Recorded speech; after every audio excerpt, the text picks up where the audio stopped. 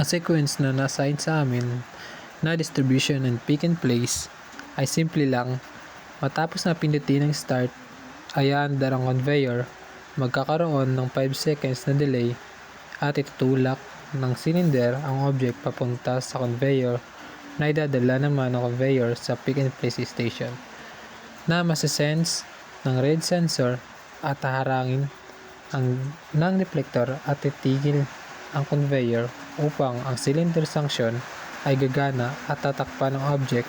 Pagkatapos nito, aandar ulit ang conveyor papunta sa iba pang station at uulit-ulit ang mga proseso.